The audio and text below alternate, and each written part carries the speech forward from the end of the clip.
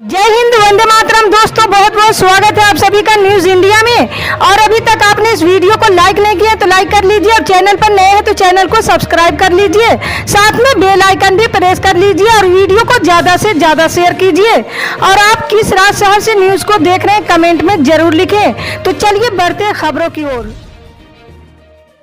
जी हाँ, आपको बता दें कि बिहार में सोमवार को स्वतंत्रता दिवस धूमधाम एवं हर्षोल्लास के साथ मनाया गया है। राज्य में मुख्य समारोह पटना के ऐतिहासिक गांधी मैदान में आयोजित किया गया है, जहां राज्य के मुख्यमंत्री नीतीश कुमार ने राष्ट्रीय तिरंगा फहराया। नीतीश कुमार ने कहा है कि देश में जनसंख्या नियंत्रण पर कानून की कोई जरूरत नहीं है। भाजपा का साथ छोड़ने के बाद स्वतंत्रता दिवस पर नीतीश कुमार का ये पहला भाषण था।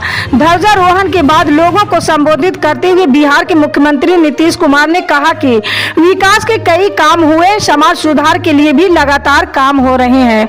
उन्होंने प्रजनन दर को कम करने के लिए बालिका शिक्षा को बढ़ावा देने पर बल दिया है। उन्होंने जोर देकर कहा कि जनसंख्या पर प्रतिबंध लगाने की जरूरत नहीं है। उन्होंने कहा कि राज्य में बालिका शिक्षा को बढ़ावा देने के बाद राज्य में प्रजनन दर में गिरावट आई है। फिलहाल राज्य में प्रजनन दर 2.9% है।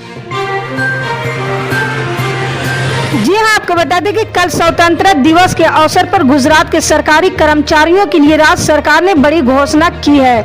मुख्यमंत्री भूपेंद्र पटेल ने सोमवार को सरकारी कर्मचारियों के लिए महंगाई भत्ते में 3% की बढ़ोतरी और नेशनल फूड सिक्योरिटी एक्ट के तहत कल्याणकारी योजनाओं के विस्तार की घोषणा की है। ये घोषणा उन्होंने राज्य स्तरीय समारोह के दौरान अरावली जिले के मोडासा में राष्ट्र ध्वज फहराने के बाद की है। देश के 75वें स्वतंत्रता दिवस के अवसर पर उन्होंने राष्ट्र हित को सभी चीजों से ऊपर रखने के लिए कहा है। उन्होंने इस दौरान 7वें वेतन आयोग के तहत गुजरात सरकार के कर्मचारियों के लिए 1 जनवरी 2022 से डीए में 3% बढ़ोतरी की घोषणा की है। उन्होंने जानकारी दी है कि इससे राज्य सरकार की करीब 9.38 लाख कर्मचारियों, पंचायत सेवा और पेंशन भोगियों को लाभ मिलेगा।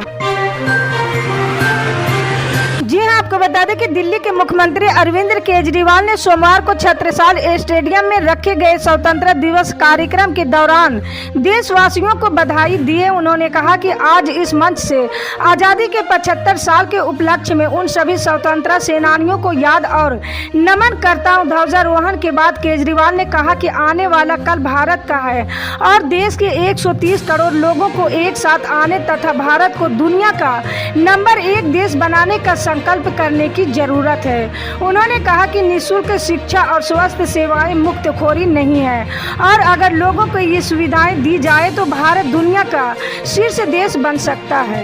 मुख्यमंत्री केजरीवाल ने एक बार फिर इस बात पर जोर दिया है कि बेहतर शिक्षा और स्वास्थ्य देखभाल एक समृद्ध देश बनने की कुंजी है। उन्होंने तिरंगा तभी ऊंची उड़ान भरेगा जब हर भारतीय को बेहतर शिक्षा एवं स्वास्थ्य सुविधाएं मिलेगी। हालांकि हमें चुनौतियों और भविष्य के बारे में सोचने की जरूरत है। जी हाँ, आपको बता दें कि 15 अगस्त स्वतंत्रता दिवस को लेकर पूरे देश में जश्न का माहौल है। जगह जगह झंडोत्तोलन व राष्ट्रीय ध्वज तिरंगा फहराया जा रहा है। वहीं पीएम नरेंद्र मोदी के आह्वान पर हर घर तिरंगा अभियान भी चलाया जा रहा है। गया जिले के खिजसराय प्रखंड के शहबाजपुर गांव के किसानों ने आजादी का अनोखा जश्न मनाया। किसानों के द्वारा खेतों में तिरंगा फहराया गया। गाँव के किसानों के द्वारा खेतों की क्यारियों पर तिरंगा फहराने के साथ साथ झंडोत्तोलन कर आजादी का जश्न मनाया। किसानों के द्वारा देश की आजादी का जश्न को खेतों में ही सेलिब्रेट कर रहे हैं। यही नहीं, गांव के बुजुर्ग किसान के द्वारा झंडोत्तोलन किया और राष्ट्र गान गाया है। जी हाँ, आपको बता दें कि आजादी के 75 साल पूरे होने पर पूरे देश आजादी का अमृत महोत्सव मना रहा है। उत्तर प्रदेश की संगम नगरी प्रयागराज में किन्नर समाज ने भी देश की आजादी की सालगिरह को धूमधाम से मनाया और ध्वजारोहण कर राष्ट्र गान गाए हैं। इस मौके पर किन्नर अखाड़े की महामंडलेश्वर कौशल्य नंदन गिरी उर्फ टीना मां ने खास कार्यक्रम आयोजित किया है। इसमें किन्नर समाज के लोगों ने ध्वजारोहण किया और राष्ट्र गान गाया है। किन्नर समाज के लोगों ने इस मौके पर देशभक्ति पर आधारित गीत पेश किए हैं। हाथों में तिरंगा झंडा लेकर किन्नर समाज के लोग जब देश की आजादी की वर्षगांठ मना रहे थे तो कार्यक्रम स्थल का माहौल पूरी तरह से देशभक्ति के रंग में डूबा नजर आया है। आपको बता दें कि पूरे देश से भारत की आजादी के 75 साल पूरे होने पर जश्न मनाने की खबर आ रही है। वहीं तेलंगाना से भारतीय जनता पार्टी और तेलंगाना राष्ट्र समिति के बीच मारपीट की खबर आ रही। मीडिया रिपोर्ट के अनुसार स्वतंत्रता दिवस के मौके पर तेलंगाना भाजपा के अध्यक्ष बंडी संजय कुमार ने आज प्रजा संग्राम यात्रा निकाली थी। इस दौरान दोनों पार्टी के कार्यकर्ता आमने सामने आ गए हैं, जिसके बाद उनके बीच झड़प भी हो गई है। इसके बाद दोनों पार्टियों के कार्यकर्ताओं के बीच जमकर लाठियां चली और दोनों तरफ से ही जमकर पथराव हुआ है, जिसके कारण दोनों ही तरफ के कई लोग घायल हो गए हैं। स्थानीय पुलिस ने बताया कि दोनों पक्षों ने एक दूसरे पर हमला कर दिया, जिसके बाद हमने स्थिति को काबू किया। इसके बाद अब जब शिकायत मिलेगी तो मामला दर्ज किया जाएगा। जी हाँ, आपको बता दें कि 75वें स्वतंत्रता दिवस के अवसर पर कल भारत में झंडोत्तोलन किया गया। देश भर में इस राष्ट्रीय पर्व को बड़े उल्लास के साथ मनाया गया। वहीं झारखंड के बोकारो में स्वतंत्रता दिवस के दिन बड़ा हादसा हुआ है। पुलिस लाइन में झंडा फहराने की तैयारी के दौरान एक कर्मचारी सहित 2 जवान करंट की चपेट में आ गए हैं। इस हादसे में कर्मचारी की जान चली गई। ये घटना सेक्टर 12 स्थित बोकारो पुलिस लाइन की बताई जा रही है। इस घटना के बाद बोकारो पुलिस लाइन में मातम का माहौल छा गया। आपको बता दें कि रांची में स्वतंत्रता दिवस की पर्व संध्या पर घर की छत पर तिरंगा फहराने के दौरान बिजली का करंट लगने से एक ही परिवार के 3 सदस्यों की मौत हो गई है। जी हाँ, आपको बता दें कि मानसून के दूसरे फेज में कई राज्यों में झमाझम बारिश हो रही। पहाड़ी राज्यों से लेकर दक्षिणी राज्यों तक कई जगह जनजीवन अस्त व्यस्त हो गया है।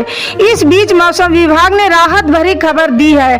IMD ने बता दिया है कि कब से बारिश की गतिविधियां में कमी आने वाली है।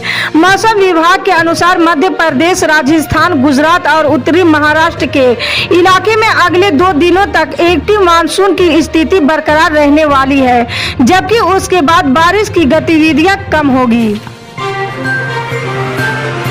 जी हाँ, आपको बता दें कि आजादी के 75 साल पूरे होने पर दिल्ली में कांग्रेस मुख्यालय में ध्वजारोहण कार्यक्रम के बाद कांग्रेस नेताओं ने कांग्रेस मुख्यालय से 30 जनवरी मार्ग पर स्थित गांधी स्मृति तक मार्च निकाला, जहां महात्मा गांधी शहीद हुए थे। मार्च का नेतृत्व राहुल गांधी ने किया। इस दौरान प्रियंका गांधी, गुलाम नबी आजाद, आनंद शर्मा, पवन बंसल, केसी वेणुगोपाल समेत सभी बड़े नेता और सैकड़ों कार्यकर्ता हाथों में तिरंगा लिए मार्च में शामिल हुए हैं। गांधी स्मृति पहुंचकर राहुल गांधी समेत सभी कांग्रेस नेताओं ने बापू को श्रद्धांजलि दी है। श्रद्धांजलि के बाद मार्च समाप्त किया गया। गांधी स्मृति पर महात्मा गांधी को श्रद्धांजलि देने के साथ ही कांग्रेस नेताओं ने देश के लिए बलिदान देने वालों को याद किया। इसके बाद वहां एकत्र सभी कांग्रेस नेताओं ने देश की आजादी, अखंडता, एकता को बचाने और देश को और ऊंचाई पर ले जाने के लिए काम करने का संकल्प लिया है। इसी तरह की पल पल के अपडेट जानने के लिए जुड़े रहे हमारे न्यूज इंडिया के साथ। मिलते हैं अगली बड़ी खबर में, तब तक के लिए जय हिंद।